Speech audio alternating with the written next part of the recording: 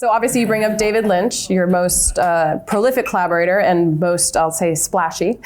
Yeah. So for Sandy Williams and Blue Velvet, had he seen you in something and wanted to meet you? What was your initial contact? No, and I just got an email today from Pam Guest, which some of you may know Pam. I don't know. She's amazing, casting director and actor, and Nick Guest, her husband. And she just sent an email saying, I can't believe it. I just found an old notebook, and in it I had the audition times of Blue Velvet casting sessions. Wow. And so she sent me a screenshot of the time and date of my audition and a star by my name of he liked me or whatever. But he'd never seen me in anything. And it was cast here in LA?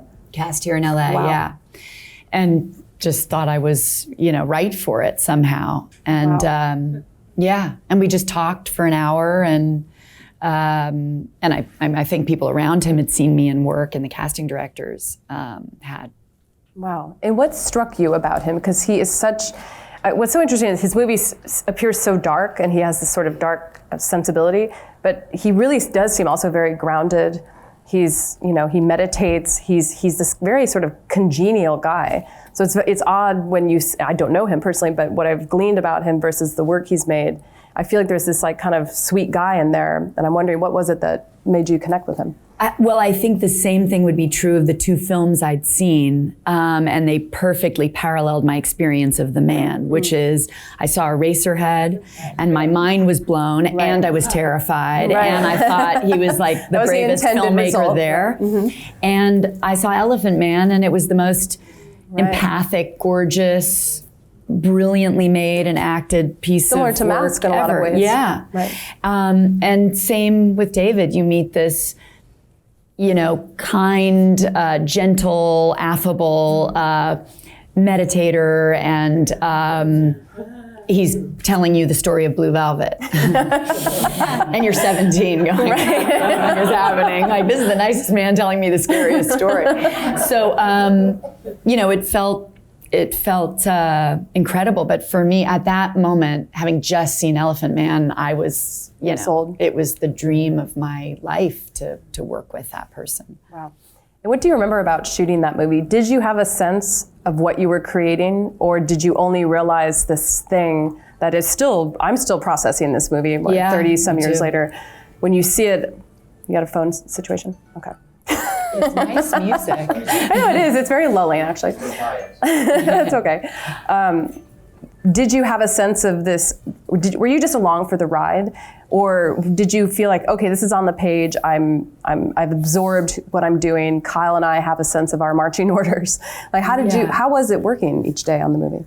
I mean, like working with him anytime. It's your job is to make an otherwise boundaryless and perhaps insane world feel as authentic and true as possible. And from that place, it's terrifying, it's radical, it's otherworldly, and it's Pollyanna. And it's hilarious. I mean, there are moments in Blue Velvet, there's some of the funniest things I've ever seen. And so, I love that you never have your footing with David Lynch, It keeps you wondering at every moment what it is to be human, who to trust, what to believe in. And ultimately, I think that there is light, even buried in the darkness, always waiting for you. And that's like such a thematic aspect of his work, and in a way of the characters he's allowed me to play, which is incredible. I mean, what other director could we say would cast actors, work with them for 20, 30 years, amass a tribe. Every time he works with someone, he's given you 2 lines, and then he gives you a lead, and then he lets you play another smaller part, and then it's an ensemble, and then, play 2 people in my movie. No, actually play 4 characters in my movie. No, be the only character in the movie. And it's Kyle MacLachlan, myself, and several others that have had the opportunity to play multiple characters and never stereotype his own actor. And I've worked with directors, and I've been privileged to work with them more than once. But it's not that they've said, okay, this time you're this kind of person. Now the next time you're going to be something so radically different. Right. You can feel them not typecast you, but see you in a certain way. Which is hard not to. I think. Of course. Right. And feel like maybe they've defined you as that thing. So they want to sort of stick with Well, especially too for you, having been so young, there's maybe a sense, especially an older male director, to feel like, I've cultivated your talent, I gave you this opportunity, and not using it against you later on, but sort of thinking, maybe using that as sort of equity with you moving forward, as opposed to letting you reinvent each time, which I think is very magnanimous of any artist to allow his or her actors to do that. Incredible. And what would you say you took away from Blue Velvet moving forward that then you applied to your other projects with him, Wild at Heart, Inland Empire, the Twin Peaks reboot? Did it feel new each time, or did it feel like jumping back into the circus and you're like, oh, I know my routine? Yeah, no, both. Never a routine, always home. Okay. Always safe, always boundaryless, no rules, no judgment. You can try everything.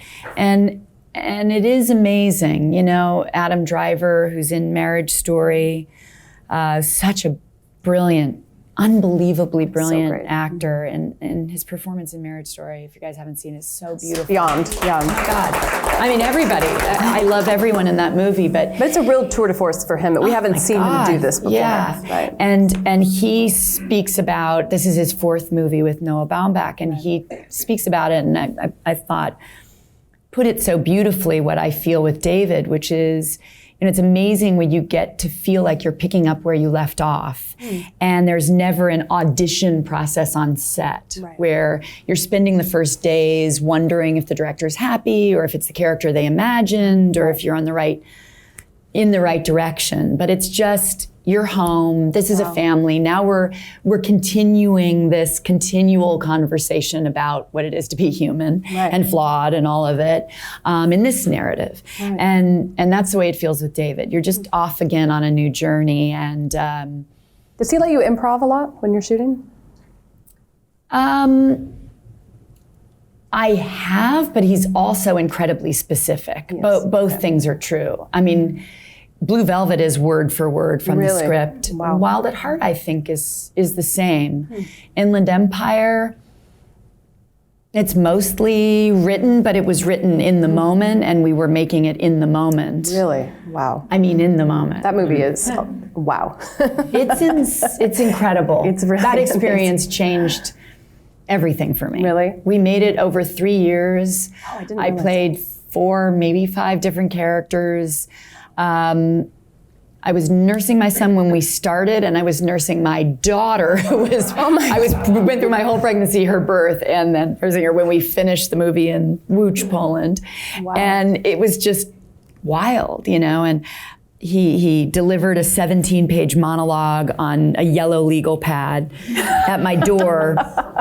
And it was a Monday, and he was like, we're shooting this Thursday. And I was like, wait, what do you mean shooting? He's like, memorize it. I was like, David, it's 17 pages. He's like, you'll get it. We're going to try to do it in one take.